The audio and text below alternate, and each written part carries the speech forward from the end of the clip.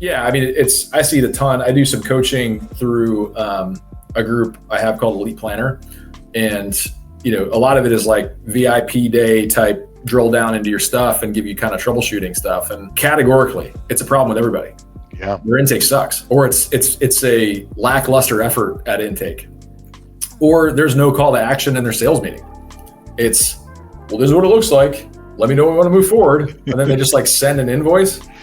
And then they just hope that the client's going to be like, oh yeah, I'm super committed to this process. I can't wait to pay your invoice, because that's how life works with any other transaction, let alone a multi-$1,000 transaction. Right.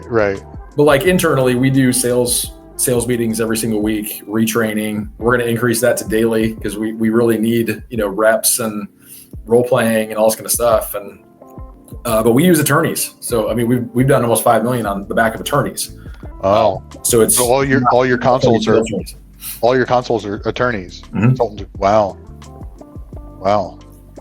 Have you considered getting non-attorney sales? Yeah, and I guess 3 competitors in my market do non-attorneys, and so that's like my fiduciary, fee only fiduciary RIA. I can crap all over them for not using attorneys, because it's all about how you spin it, right? Yep. You're in control of your unique value proposition, however you want to express it to the client.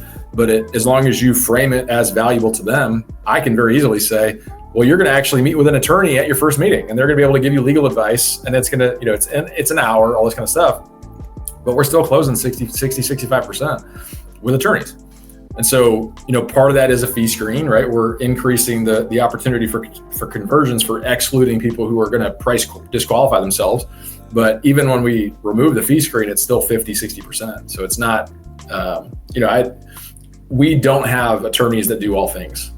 We have sales attorneys, we have production attorneys. And so we basically created the non-attorney sales role with attorneys.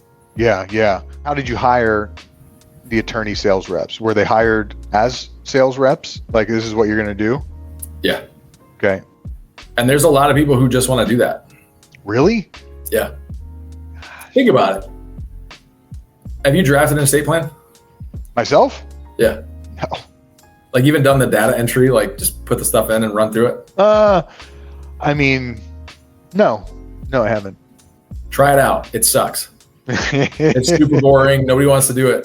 It's why it's hard for estate planning lawyers to keep legal assistants long. It's monotonous, redundant. It's not meaningful work. And so you'll see a lot of estate planners either outsource drafting or bring in like VAs, like Filipino VAs, to do the data entry.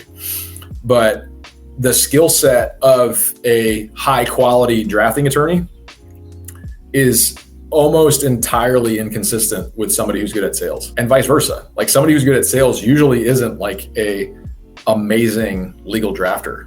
Yeah. And so we found that once we got to like 3 attorneys that did everything, like it was me and 2 others, and we all like drafted or reviewed our own stuff. After, it was legal assistant data entry, and then attorney finishing, right? So review, custom craft, that kind of stuff, and then send out to the clients. We realized that the drafting was taking about the equivalent of a full week in terms of the time from each of the 3 attorneys. It was about 10 to 15 hours per attorney per week. And so we're like, well, that's a job, right? That's 45 hours. And so we actually just started posting jobs for drafting attorney, like estate planning attorney, in the job description. It's not client facing. There's no marketing responsibility. There's no consultation responsibility. You're just going to draft. And actually, the attorney who does that for our team for estate planning lives in Tennessee. She works from home, but she's licensed in Virginia, Tennessee, and North Carolina. And so she just pumps them out. And we work with low months, probably 80 clients a month, higher months, 100, 110. So it's a decent amount of volume. But she used to do credit card collections and had to, show up in small claims in district court and basically argue with people over $100 discovery card bill.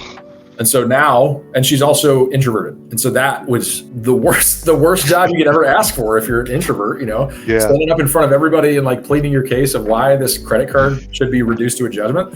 So she just, we pay her about $100,000 a year salary, and she just kills it. And so we also have that on the probate side. We have sales attorney and a production attorney. How did you find the sales attorney? It's a more deliberate hiring process, right? Because you have to really gauge personality. Yep. But we started realizing it's not as important that they have estate planning experience as long as they were like trainable, coachable. And so we ended up really focusing a lot more on the in-person interviews, like lunch and coffee, to be able to see how they would actually act in person. Kind of like, taking somebody out for a beer kind of thing. Yeah. Like you can connect or not on that one interaction. Yeah, you can tell whether they're with it, whether they're sharp, witty.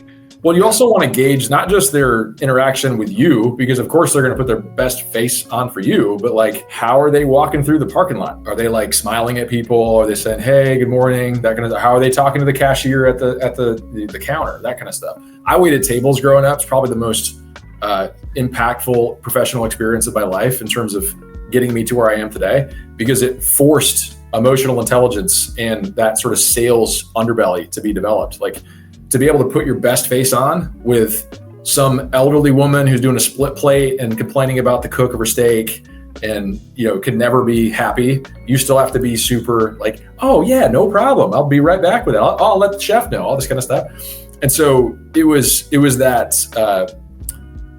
emotional intelligence. It was that empathy. It was that active listening. You can obviously look at that from a resume standpoint. So like, what did you do in high school? Like, what did you do in college, right? Did you bartend? Did you wait tables? Did you work retail? Like those sort of things? That's really interesting. But then you actually see it in real time now, right? So yes, you could work whatever you want, in high school, but how is it manifested now? And so, if it's at a restaurant that has a waiter, how are they treating the waiter? How much did they tip? That kind of stuff. And then it's multiple interviews. It's getting different people's perspectives. But it's also just understanding that it's okay to cut people loose if they're not a good fit, because they'll be a good fit somewhere else.